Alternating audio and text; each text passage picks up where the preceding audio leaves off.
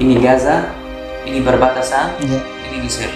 Kita udah keluar dari perbatasan, kita sekarang di depan perbatasan tapi sebelah Mesir kan, Iya. di dalam Mesir. Iya. Saya lihat ada banyak bantuan yang masih menunggu di sini, di Tidak Mesir. disalurkan. Iya, di Mesir, di depan perbatasan.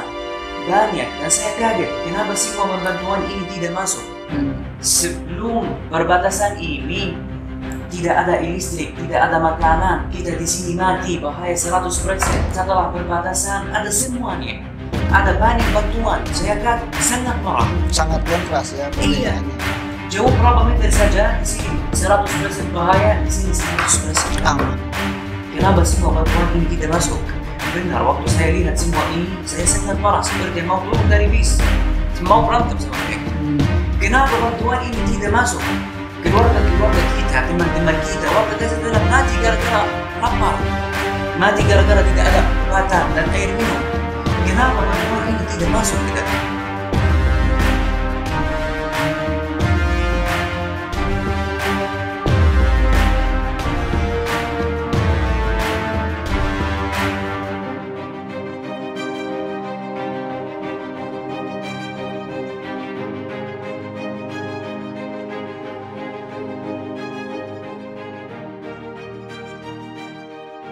Assalamualaikum warahmatullahi wabarakatuh.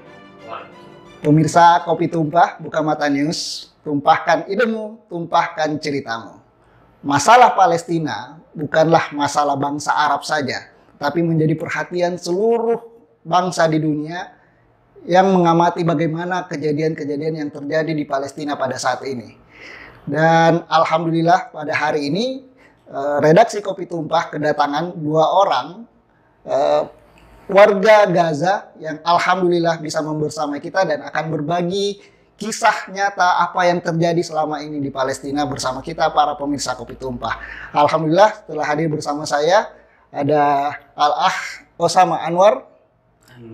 Assalamualaikum warahmatullahi wabarakatuh. Waalaikumsalam warahmatullahi wabarakatuh. Dan saudara beliau, kakak beliau ada Amin Anwar Al-Haibah. Masya Allah. Alhamdulillah. Nah, Osama ini beliau sudah sering bolak-balik di Indonesia sejak tahun 2021. Sehingga alhamdulillah dengan kita bisa berbicara bahasa Indonesia dalam bahasa Indonesia. Kalau Amin baru masuk di Indonesia 3 bulan yang lalu. Sehingga masih belajar sedikit-sedikit bahasa Indonesia. Nanti insya Allah akan dibantu oleh Osama juga untuk menjawab beberapa pertanyaan yang akan kami ajukan. Osama, bisa diceritakan nggak seperti apa sih keseharian Osama dahulu sebelum terjadi konflik di Palestina, di Gaza? Apa nih yang biasa di sehari-hari? Karena setahu saya beliau mahasiswa ya. Mahasiswa, silahkan. Yang pertama, saya senang hari ini ketemu di tempat yang mulia ini. Senang kenal sama kalian semua di sini. Semoga seperti kita bisa ketemu di sini. Insya Allah nanti kita bisa ketemu di surga. Amin. Ya Rabbal Alamin. Hidup saya di dalam jalur Gaza sebelum perang seperti setiap mahasiswa di seluruh dunia. Bangun dari pagi, pergi ke university. Setelah selesai university, balik lagi ke rumah, makan siang sama keluarga. Setelah itu saya ada satu tempat di Gaza saya suka duduk di sana, tempat yang sangat nyaman, tidak ada suara sama sekali, penuh dari buku-buku. Saya duduk di sana biar lebih fokus tentang belajar juga dan murajaah saya belajar di dalam university. Setelah itu misalkan kalau ada waktu kita pergi ke gym olahraga saya dan kakak saya, karena kita selalu kalau di Gaza sebelum perang setiap hari kalau kita tidak pergi ke gym, pergi berenang. Oh, Nah, senang olahraga ya? Ya betul, di pantai Gaza, karena Gaza langsung depan pantai. Setelah itu di antara Maghrib dan Isya biasanya kita belajar atau murajaah dan hafal Al-Quran Al-Karim di dalam masjid-masjid. Setelah itu, setelah Isya, ada kayak daurah atau belajaran khusus dari guru-guru kami atau dari ulama kami di dalam kota Gaza. dan lain sebagainya. Setelah itu atau di beberapa hari yang lain, kalau udah malam ada waktu dan lain sebagainya, bisa kita ketemu sama teman-teman, jalan-jalan dan lain sebagainya. Tidak usah setiap hari kayak gini, tapi ini yang kita lakukan setiap hari. Jadi sebelum terjadi konflik semua aman, terus tidak ada masalah. Mungkin tidak mau bilang tidak ada masalah sama sekali, ada, tapi yani kalau kita mau lihat perang sekarang dan apa yang terjadi sekarang, enggak, kita mau balik ke hidup kita yang penuh masalah-masalah juga. Tapi pasti itu yang sebelum perang lebih baik dari perang sekarang kan. Walaupun ada sedikit yang sulit dan lain sebagainya, tapi pasti lebih baik dari perang. Walaupun hidup kita sulit sebelumnya, tapi masih kita di dalam rumah, masih kita bisa pergi ke kampus, masih kita bisa ketemu sama teman-teman dan keluarga, bisa berkumpul dengan keluarga. Betul. Semua ini udah hilang dalam perang. Rumah kita udah hancur, university saya, kampus udah hancur juga. Bisa nanti cek di Google. Oh, sama di Gaza sebelah mana? Gaza Utara. Gaza Utara. Iya. Ibu dan ayah? Alhamdulillah masih hidup juga. Sehat. Tetapi saat ini yang masuk ke Indonesia baru berdua ya. Betul. Osama dan betul. Amin. Ayah dan ibu serta adik-adik masih ada di Gaza. Kenapa tidak ikut keluarga yang lain ke Indonesia? Itu masalahnya. Kalau kita waktu perang mau keluar dari Gaza, dulu di awal perang mungkin nggak ada solusi sama sekali. Tapi setelah itu kita bisa dapat kabar buat yang mau keluar dari Gaza bisa, tapi harus bayar. Berbayar kalau mau keluar dari Gaza? Betul. Oke. Harus bayar dan itu sangat mahal buat kita. $5.000 buat satu orang saja. $5.000 untuk keluar satu orang? Satu orang. Jadi kalau keluar dari perbatasan saja berapa meter? Nanti setelah itu tentang tiket pesawat dan visa itu. Oh, lain lagi itu? Iya. Tidak termasuk dengan tiket gitu ya? Wow. Dan itu baru keluar dari Gaza masuk ke Mesir? Betul. Melalui perbatasan Rafah? Betul. Jadi kalau misalkan seperti Osama nih, karena ada 5 bersaudara, ditambah 2 orang tua, kalau mau keluar harus 7 orang kali $5.000. Betul. Wow, itu saja sudah luar biasa mahal berarti ya? 7 kali berapa itu? $15.000 sekarang ke rupiah. Luar biasa lah ya. 16. Iya. 16.000. 16.000. Ya. Kali 7 kali 5.000. Tapi bagaimana komunikasi dengan keluarga yang masih ada di saya belum kasih jawab. Jadi uang kita waktu itu cukup buat 2 orang. Iya. Sekarang kalau abi atau umi yang keluar, tidak bisa mereka keluar dulu. Karena gimana ya? Orang tua tidak bisa keluar dan tinggal anak-anaknya di dalam Gaza. Itu aturan dari sana atau kebijakan keluarga? Itu keluarga saya tidak mau kayak gini. Jadi uang kita waktu itu tidak cukup kecuali 2 orang keluar. Yang keluar saya dan kakak saya. Kenapa saya? Karena saya pernah pergi ke Indonesia sebelumnya. Sudah punya pengalaman keluar. Bisa kerja, bisa cari rezeki, bisa, atau di Indonesia ini namanya perjuangan keluarga kan. Karena juga di dalam jalur Gaza dari 7 Oktober sampai hari ini kita tidak bisa kerja. Kalau semuanya hancur, kita kerja di mana? Jadi nggak ada solusi kecuali 1 atau 2 orang keluar dulu, kerja, cari rezeki buat keluarga. Nanti insya Allah kalau ada solusi buat abi dan umi dan adik-adik saya, mungkin bisa bawa mereka ke Indonesia sebentar saja. Setelah itu kalau kondisi Gaza udah lebih baik, udah aman, kita insya Allah semuanya akan balik. Ini negara kita. Banyak yang belum punya gambaran seperti apa sih suasana Gaza. Ada juga yang punya gambaran, oh memang Gaza dari dulu kan karena memang terkenal sebagai daerah konflik, sehingga tidak membayangkan bahwa ternyata di Gaza ada universitas-universitas yang luar biasa sebelumnya gitu. Universitas, ada rumah sakit yang bagus, ada sekolah-sekolah yang bagus, ada masjid-masjid yang mewah juga, yang bagus. Namun kondisinya sekarang rata semuanya. Semua tempat yang kita cinta, yang kita punya memories di dalamnya, itu semuanya hancur. Ini sampai sekarang saya tidak kuat buka HP saya, lihat foto-foto kita dan video-video kita di dalam rumah. Tidak mau ingat. Tidak, ada trauma ya. Betul. Nah, pemirsa Kopi Tumpah bisa membayangkan jumlah korban jiwa yang ada saat ini di Gaza itu sudah menyentuh 50.000 jiwa yang tercatat.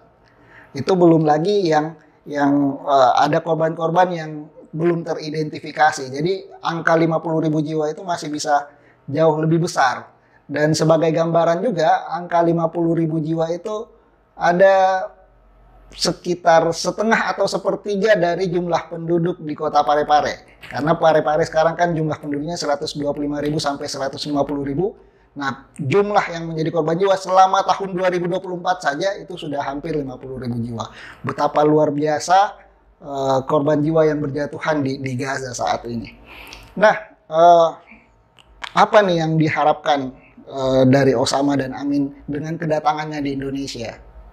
Apa yang diharapkan? Apa yang pesan yang ingin disampaikan kepada orang-orang Indonesia melalui channel Kopi Tumpah ini? Kita selalu di dalam semua acara, di dalam semua podcast, video-video dan lain sebagainya, kita langsung bilang kita tidak berlebihan kalau bilang Indonesia ini surga. Kenapa? Karena alhamdulillah ada di dalamnya semuanya. Alhamdulillah ada aman, alhamdulillah ada makan, ada listrik 24 jam, ada air, ada banyak pilihan. Waktu kita di Gaza, kalau mau makan, tidak ada banyak pilihan. 1, 2, cukup. Roti saja. Mungkin kalau tidak dapat sesuatu sama roti, yang gak apa-apa, kita makan roti saja. Roti dan air, minum, udah cukup. Gak ada pilihan. Di sini, banyak pilihan. Listrik. Bisa dapat kerja, bisa dapat rezeki. Bisa pergi balik kemana-mana. Kalau kita sekarang mau berangkat ke Jakarta, bisa tidak? Bisa. Balik lagi besok ke sini, bisa tidak? Iya bisa, tinggal naik pesawat ya. Semua ini tidak boleh. Kita orang Palestina, punya paspor Palestina. Kita dua-duanya lahir di Gaza. Tinggal di Gaza, saya tidak pernah, saya lahir tahun 2001. Sampai tahun 2001, dari tahun 2001 sampai tahun 2021, tidak pernah keluar dari Gaza sama sekali. Kita mau pergi sholat di dalam Al-Masjid Al-Aqsa, tidak boleh.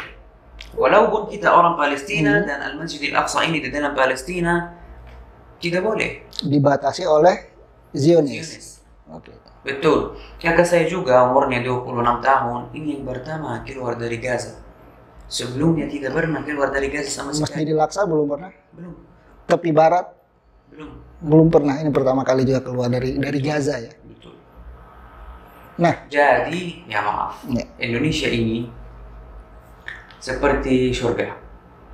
Jadi yang pertama, kita harus banyak syukur kepada Allah Subhanahu wa Ta'ala dan terima semua yang terjadi di dunia ini. Terima semua takdir Allah Subhanahu wa Ta'ala. Yang kedua, kita jangan pernah lupakan saudara kita di Palestina. Kata Rasulullah sallallahu alaihi wasallam, "Mathalul mu'minina fi tawaddihim wa tarahumihim wa ta'atufihim mathalul jasad. Idza ishtaka minhu 'udwun tada'a lahu sa'irul jasadi bis-sahari wal humma." Artinya hadis itu kalau tidak ada salah, semua orang mukmin di seluruh dunia seperti satu badan, satu jasad, satu fisik.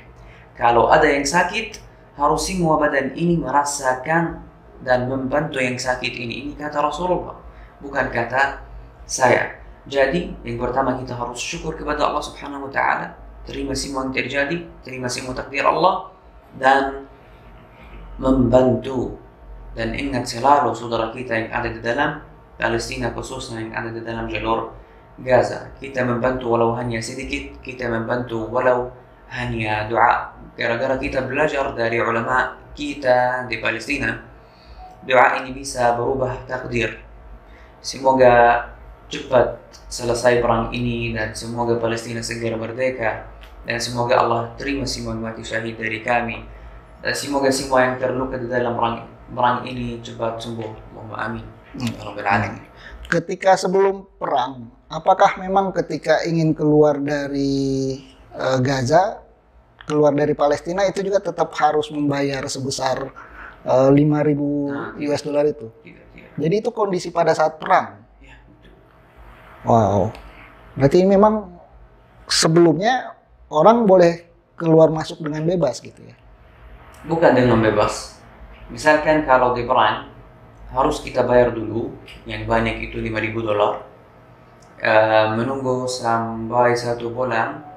Setelah 1 bulan ada kayak list catat nama-nama yang boleh keluar. Iya. Mungkin jadi nama saya tidak boleh keluar. Mungkin boleh, mungkin tidak boleh. Alhamdulillah nama saya boleh, jadi saya bisa keluar. Ada yang tidak boleh, jadi mereka tidak bisa keluar. Walaupun sudah bayar, Walaupun sudah bayar, uangnya hilang. bisa balik lagi. Oh, bisa balik Lebih lagi. kurang Kalau 5% mungkin. Hmm. Sebelum perang kita bayar dulu, tapi bukan 5.000 dolar, 500 dolar, 500 dolar. 300 dolar. Ya, setiap bulan harganya beda sedikit. Tapi kalau 300-500 dolar itu masih kecil, padahal 5.000 dolar itu kan. Iya, dan waktu itu atau sebelum perang kita bayar dulu, bisa menunggu 1 minggu bisa keluar langsung insya Allah. Dibayarnya ke pemerintah Palestina, Israel atau Mesir? Sebelum perang kita bayar buat kantor-kantor ada di dalam Gaza. Waktu perang kita bayar 5.000 dolar itu di kantor ada di dalam Mesir. Siapa yang punya kantor itu? Apakah pemerintah Mesir? Apakah pemerintah dari Israel? Atau dari Palestina? Benar kita tidak tahu. Tapi kenapa kantor itu ada di dalam Mesir? Kenapa kantor itu minta 5.000 dolar buat satu orang kalau kita mau keluar dari Gaza? Padahal ada satu perbatasan namanya Taba atau Eilat, itu dari antara Israel dan Mesir. Buat orang-orang Israel yang mau keluar dari Israel ke Mesir. Mereka tidak bayar, ini kurang dari 100 dolar. Oh, jadi nggak harus bayar 5.000 dolar, mereka Iya. bisa keluar masuk. Dan mereka orang Israel mau keluar ke Mesir. Kita orang, ini mereka tidak bayar kurang dari Tidak lebih dari 100 dolar. Nah, tidak lebih dari kurang juga, kurang dari 100. Iya. Kurang dari Di bawah 100 dolar. 100 dolar. Itu orang Israel mau keluar dari Israel ke Mesir. Mesir. Kita orang Palestina, orang Arab, orang Muslim sama-sama dengan orang Mesir harus bayar 5.000 dolar. Jadi benar kita tidak tahu siapa yang di belakang kantor itu. Apakah pemerintah Mesir, pemerintah Palestina, pemerintah Israel, pemerintah siapa? Kita tidak tahu. Ini bantuan-bantuan yang ada selama ini kan banyak tuh. Dari Indonesia juga mengirim banyak bantuan gitu ya. Itu sampai nggak di warga Palestina? Di warga Gaza? Ada yang sampai sekarang menunggu di depan perbatasan Rafah. Kenapa nggak bisa masuk? Memang dihalang-halangi atau memang kalau mau masuk harus membayar lagi juga atau gimana? Wallahi saya tidak tahu kenapa tidak bisa masuk, tapi yang kita tahu, yang jelas, yang kita jelas itu tidak bisa masuk karena Israel belum kasih izin buat ini masuk ke dalam jalur Gaza. Waktu kita keluar dari Gaza, misalkan ini Gaza, bisa lihat di kamera.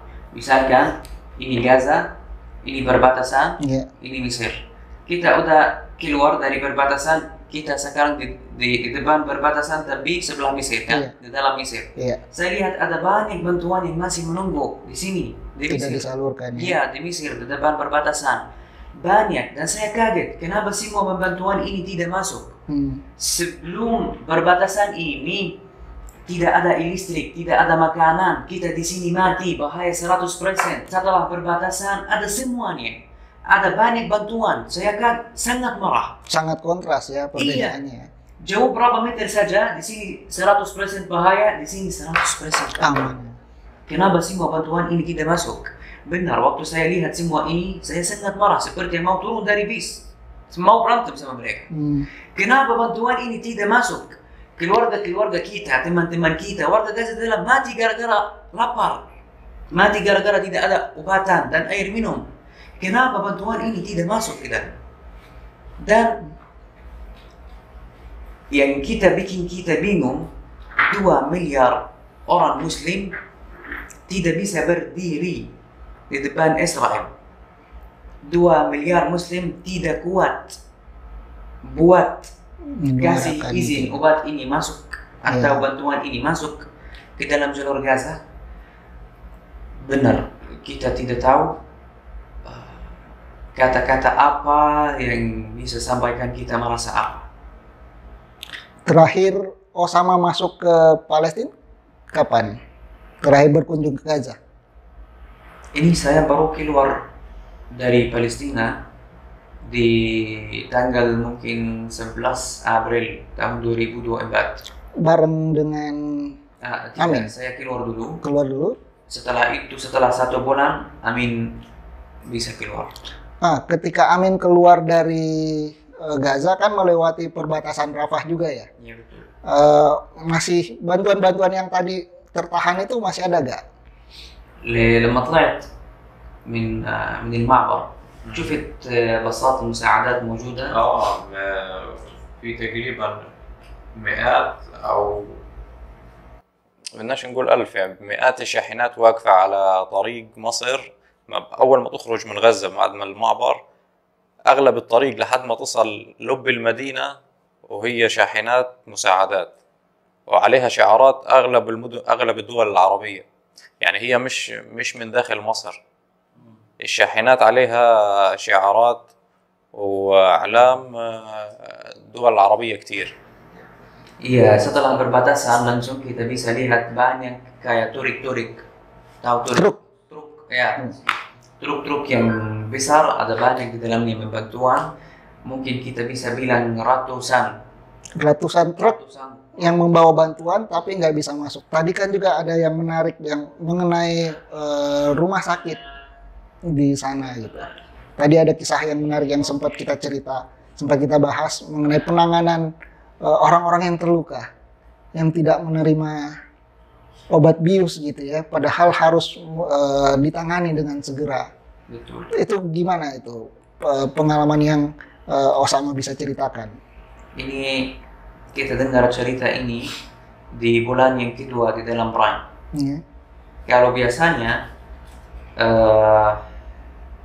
sebelum perang, border Rafah ini terbuka ya. Semua yang kita butuh dari makanan dan obatan bisa masuk. Di bulan yang kedua, apa itu namanya obat bius yeah. buat tidak rasa. Iya, anestesi. Buat bius ini udah habis di dalam rumah sakit di dalam jalur Gaza. Itu kita dengar cerita ini di bulan November, di bulan yang kedua di tahun 2023. Ya.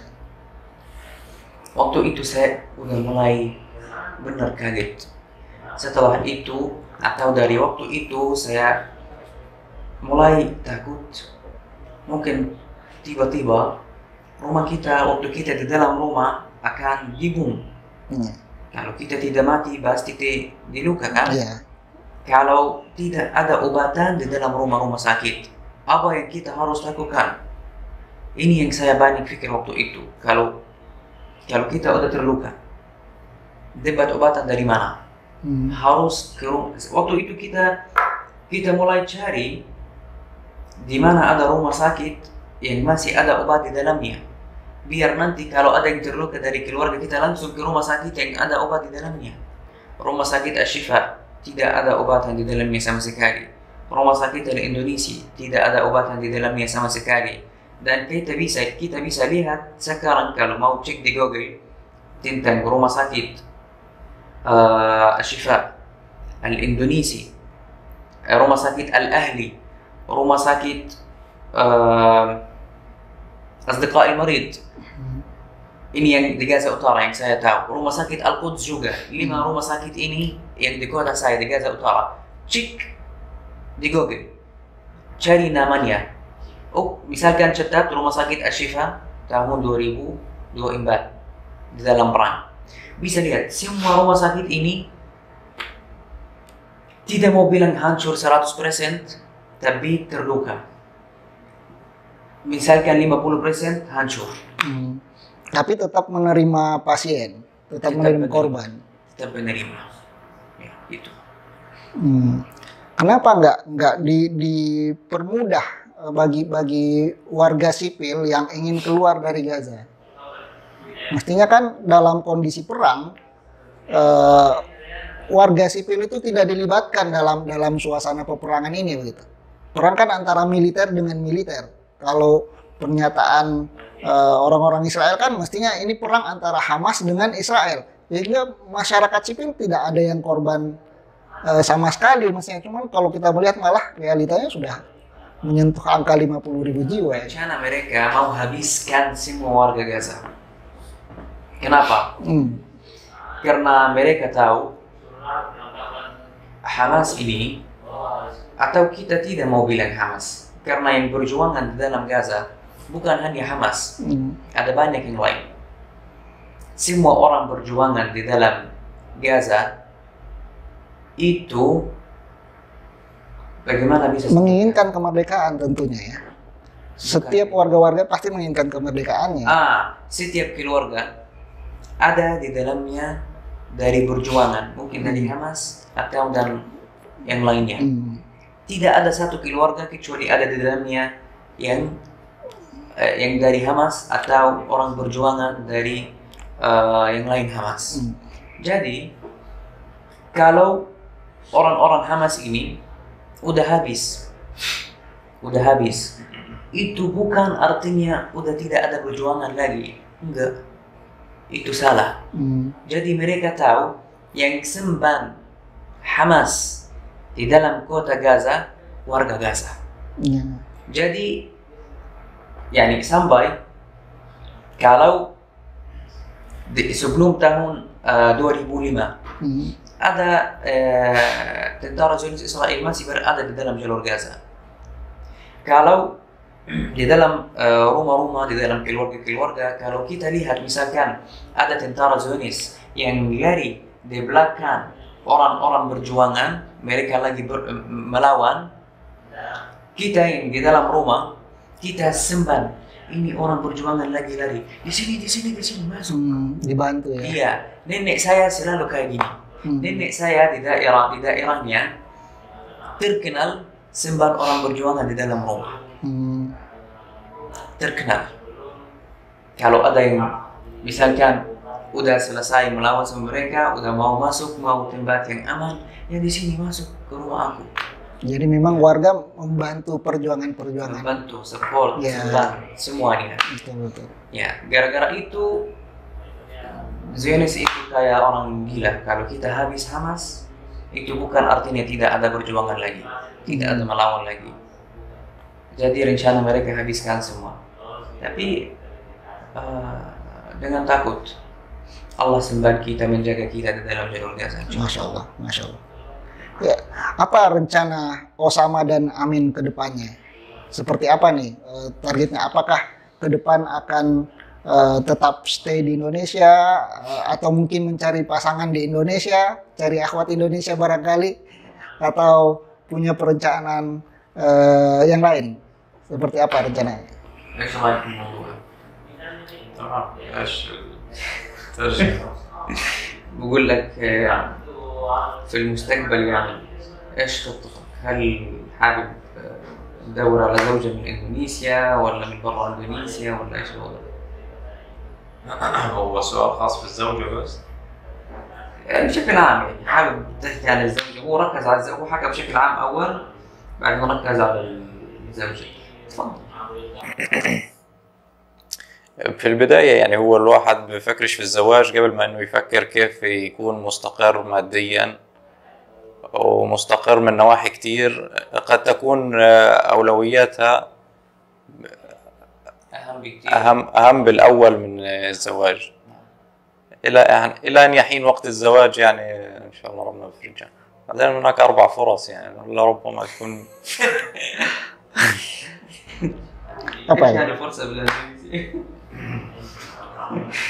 Dalam bahasa Indonesia? Antum tadi begini. Iya. Kenapa? Paham nggak? Enggak. Kakak saya tadi sampaikan tentang menikah. Ini bukan tidak ada pikiran buat nikah sekarang karena biasanya kalau orang keluar dari itu artinya yang kakak saya sampaikan. Biasanya kalau orang keluar baru dari perang, dari yani dulu kita punya kerja misalkan di Gaza, tapi setelah semuanya udah hancur, tidak punya kerja lagi di sana. Gara-gara itu kita datang ke sini. Kalau saya alhamdulillah ada kerja, kakak saya masih belajar dulu bahasa Indonesia, cari rezeki dulu. Jadi kita sekarang fokus buat Recovery dulu ya, recovery. Cari rezeki dulu dan semua pikir kita tentang keluarga. Keluarga kita yang masih berada di dalam jalur Gaza.